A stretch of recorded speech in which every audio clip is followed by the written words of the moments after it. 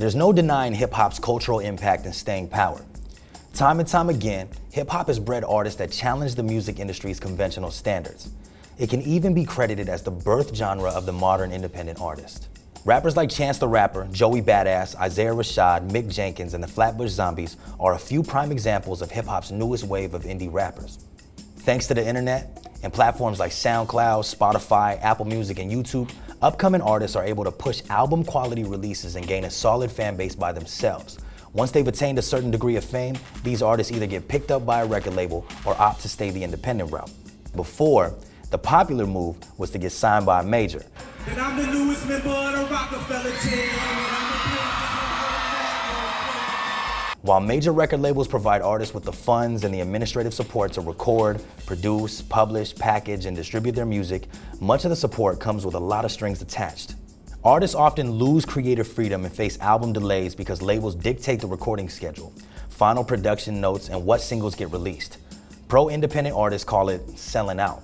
And what's even cooler than not working with the machine in terms of the speed and accuracy in which you get stuff done is also the machine is very old and has, sharp, rigid, cookie cutter, technique. Those looking for a middle ground usually sign with independent labels like Cinematic Music Group, Mass Appeal, Rhymesayers, and countless others, who can offer them many benefits of a major while still granting them the creative control that they deserve as artists.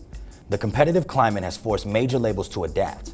Many of them are now backing indie artists and independent labels in order to keep up with the changing times. Last year, RCA teamed up with TDE for the release of SZA's certified platinum album, Control. Roc Nation followed suit by announcing their partnership with Jaden and Willow Smith's art collective.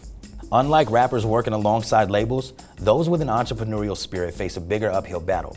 But for artists willing to put in the work, the outcome is surely worthwhile. Take the Flatbush Zombies, for instance. Over the span of 6 years, the Brooklyn rap trio has put out 2 mixtapes, 2 albums, and numerous guest features. The self-made rappers are sought out to perform at many different festivals across the world. They've sold out nearly every show on their See You in Hell tour this year and have over 30 pieces of sold-out merch on their website. All of this without ever earning a single commercial hit, by the way. Remaining independent means that the Flatbush Zombies get to see the vast majority of the money that they've earned. Meanwhile, indie rappers like Chance the Rapper have leveraged their celebrity to make strategic partnerships with major financial benefits. In 2016, Chance the Rapper released his highly acclaimed project, Coloring Book, exclusively on Apple Music for $500,000 before making it available on every other streaming platform. When he received flack from critics who questioned his do-it-yourself ethos, Chance responded with full transparency, suggesting that his arrangement with Apple Music was nothing more than a power business move of his own.